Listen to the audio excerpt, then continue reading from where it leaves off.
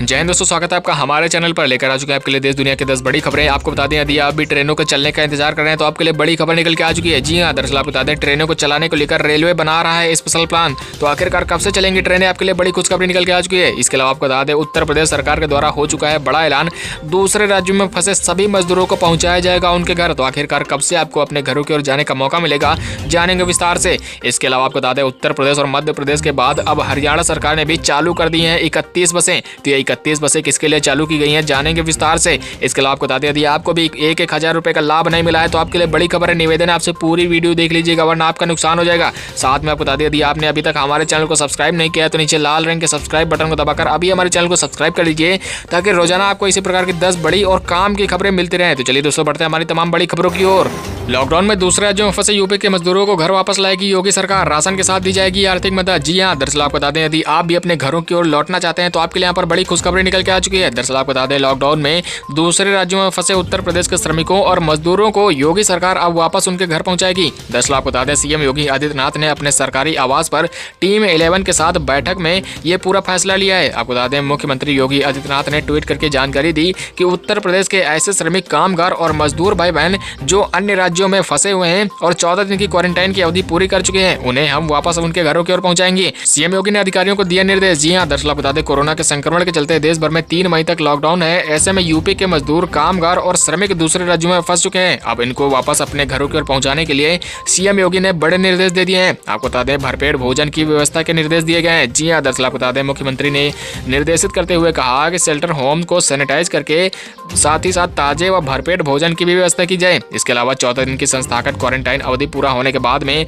सबको ration kit और 1,000 रुपए के भरण पोषण भत्ते के साथ होम क्वारंटाइन घर भेजने की व्यवस्था भी की जाए। तो यदि आपको भी 1,000 रुपए का लाभ अभी तक नहीं मिला है तो आपके लिए यहाँ पर काफी अच्छी खबर निकल के आ चुकी है। दरअसल आपको बता दें, मुख्यमंत्री ने बताया कि उत्तर प्रदेश में वापस लाए जाने से पूर्व इन श्रमिकों की, कामगारों की स्क्रीनिंग व टेस्टिंग कराई जाएगी। इसके बाद बस द्वारा सभी को इनके जनपदों में भेजा जाएगा। हमारे श्रमिक और कामगार बंधु जिस जनपद में जाएंगे वहां भी 14 दिन की क्वारंटाइन का समय पूरा करेंगे। तो आपके लिए यहाँ पर बड़ी खुशखबरी है। निवेदन है आपसे, इस वीडियो को अपने सभी दोस्तों में शेयर जरूर करिएगा।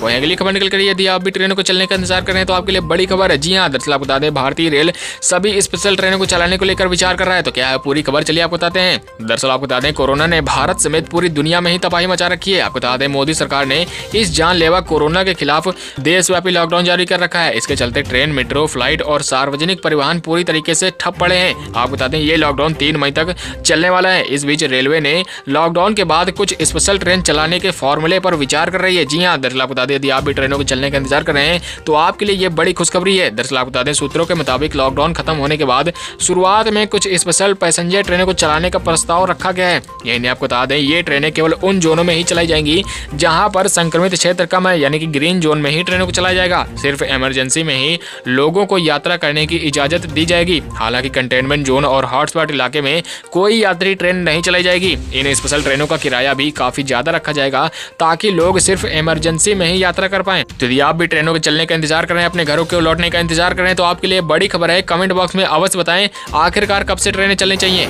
अगली खबर निकल कर, लॉकडाउन के चलते कोटा में फंसे छात्रों को वापस लाने के लिए हरियाणा सरकार ने भेजी 31 बसें। अब वापस आएंगे सभी छात्र। जी हां, दरअसल आपको बता दें, उत्तर प्रदेश और मध्य प्रदेश के बाद अब हरियाणा सरकार ने भी कोटा में फंसे अपने सभी छात्रों को निकालने के लिए 31 बसें भेज दी हैं। आपको बता दें, इससे पहले उत्तर प्रदेश तथा मध्य प्रदेश सरकारों ने भी कोटा में फंसे अपने बच्चों को निकालने के लिए बसों को भेजा था, और सभी बसें वापस लेकर अपने छात्रों को अपने अपने राज्यों में भी पहुंच गई हैं। आपको बताते चले कि हरियाणा सरकार ने लॉकडाउन के चलते कोटा में फंसे राज्य के करीब 800 से अधिक छात्रों को वापस लाने के लिए गुरुवार को परिवहन विभाग की 31 बसें भेजी हैं। आपको बता दें कि विभिन्न प्रतियोगी परीक्षाओं की तैयारी कर रहे हैं हरियाणा के ये छात्र कोरोना के प्रसार को रोकने के लिए लागू किए जाने वाले लॉकडाउन के कारण कोटा में फंस चुके हैं। ऐसे में आपको बता दें, परिवहन मंत्री मूलचंद शर्मा ने पीटीआई भाषा से कहा कि हरियाणा रोडवेज की 31 बस छात्रों को वापस लेने के लिए कोटा गई हैं। उन्होंने बताया कि छात्रों को वापस लाने के लिए हरियाणा रोडवेज की रेवाड़ी और नरनौल डिपो की बस भेजी गई हैं। अधिकारियों ने बताया कि इन बसों में लगभग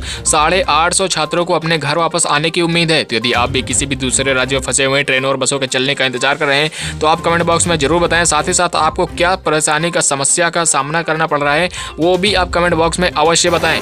वहीं अगली खबर निकल कर लॉकडाउन के बीच आधी रात को आया मोदी का बड़ा फैसला, आज से खुलेंगी ये सभी दुकानें। जी हां, दरअसल आपको बता दें देश भर में कोरोना महामारी के चलते जारी लॉकडाउन के बीच केंद्रीय गृह मंत्रालय ने लॉकडाउन को लेकर बहुत बड़ी राहत दे दी है। आपको बता दें केंद्र सरकार ने शुक्रवार को कहा कि निगम क्षेत्रों से बाहर वाले इलाकों में स्थित बाजार परिसरों की दुकानों को खोलने की इजाजत दे दी गई है। आपको बता दें कि इन दुकानों में केवल और केवल 50% ही कर्मचारी काम कर सकेंगे और साथ में मास्क पहनने से लेकर सामाजिक दूरी समेत सभी तय निर्देशों का पालन भी करेंगे। हालांकि आपको बता दें इस छूट में बहु और एकल ब्रांड की माल वाली दुकानें अभी नहीं खुल पाएंगी। साथ में आपको बताते चले केंद्रीय गृह सचिव अजय भल्ला ने एक आदेश में कहा कि नगर निगमों के दायरे और उसके पड़ोस में स्थित सभी एकल दुकानों को बंद के दौरान खोले जाने की अनुमति अब दे दी गई है। आपको बता दें हालांकि नगर निगम के दायरे में स्थित बाजार वाले स्थानों की दुकानें 3 मई तक बंद रहेंगी। आपको बताते चले कि ये छूट संक्रमण के अति प्रभावित इलाकों में नहीं दी गई है। साथ ही आपको बता दें कि भारत सरकार ने कोरोना से जंग के खिलाफ पहले 21 दिन के लॉकडाउन की घोषणा की थी,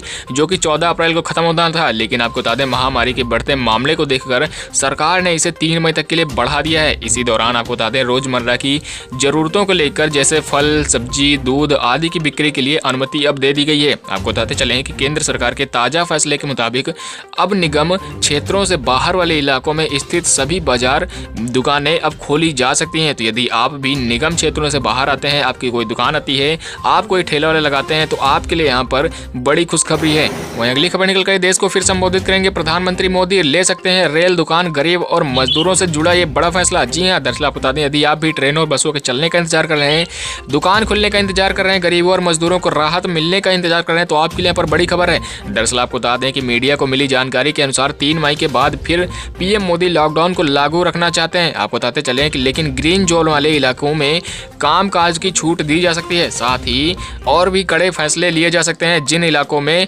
कोरोना संक्रमित निकल रहे हैं। यही नहीं, आपको बता दें इस वक्त पूरा देश कोरोना से संक्रमित और पीड़ित है। ऐसे में देश की सरकार बागी काफी ज्यादा कोरोना को लेकर चिंतित है, क्योंकि जल्द से जल्द यदि इसका कोई समाधान नहीं निकला, ये आने वाले समय में काफी नुकसान भी पहुंचा सकता है। इसीलिए आपको बता दें कोरोना को लेकर प्रधानमंत्री मोदी समय समय पर लोगों को संबोधित भी करते रहते हैं और सभी अपडेट्स को भी बताते हैं। आपको बता दें कि पिछली बार भी सभी मंत्रियों की बैठक में 14 अप्रैल को एक बार फिर पीएम मोदी ने सबको संबोधित किया था और लॉकडाउन को 3 मई तक बढ़ाया गया था। यही नहीं, आपको बता दें अब इस बार लोगों का यही प्रश्न है कि क्या 3 मई को प्रधानमंत्री मोदी लॉकडाउन बढ़ाने की बात करेंगे या इस बार लॉकडाउन से मुक्ति मिल जाएगी।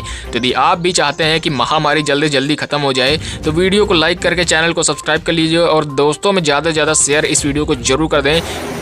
लेकिन दोस्तों इससे पहले हम वीडियो में आगे बढ़ें, क्या आपको पता है स्टॉक्स मार्केट में इतनी तेजी से बदलाव क्यों आ रहे हैं? अगर नहीं तो जल्दी से हेलो एप्लीकेशन से अपडेट करें अपनी डे टू डे इन्फॉर्मेशन को। सिर्फ आपको हेलो ट्रेंड्स पर जाकर क्लिक करना है एंड जितने भी ट्रेंडिंग न्यूज जैसे शेयर मार्केट, बॉलीवुड और भी काफ़ी सारे आर्टिकल्स आपको मिल जाएंगे।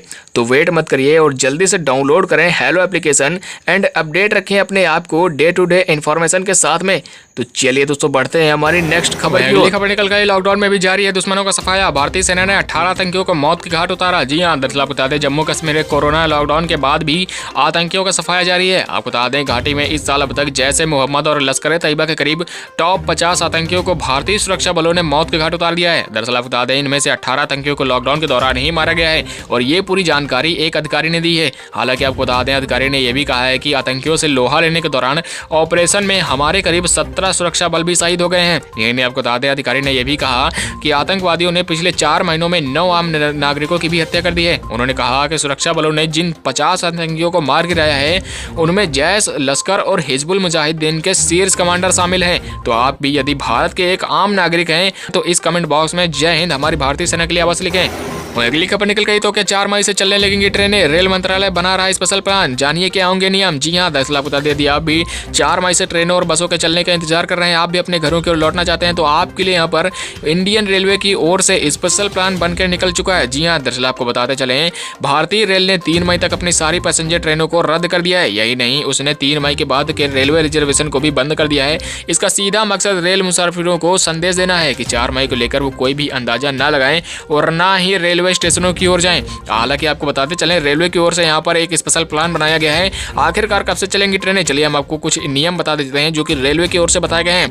आपको बता दें, रेलवे की ओर से कुछ नियम बनाए गए हैं, जिसमें से पहला नियम है ट्रेन ऑपरेशन शुरू होने पर पहले कुछ चुनिंदा ट्रेनें ही चलाई जाएंगी। जी हाँ, कुछ चुनिंदा ही ट्रेनें पहले चलाई जाएंगी और ये स्पेशल ट्रेनों की तरह होंगी। इसका किराया ज्यादा रखा जाएगा, जिससे कि ट्रेनों में भीड़ भाड़ को कम रखने में मदद मिले। यही नहीं, आपको बता दें, केवल वही लोग इसमें यात्रा भी कर पाएंगे जो केवल बेहद जरूरी काम से जाना चाहते हैं। साथ में आपको बताते हैं, रेलवे ने 19 मार्च से ही दिव्यांगों, स्टूडेंट्स और मेडिकल ग्राउंड पर टिकटों पर मिलने वाले कंसेशन के अलावा सभी छूट पर रोक लगा दी है।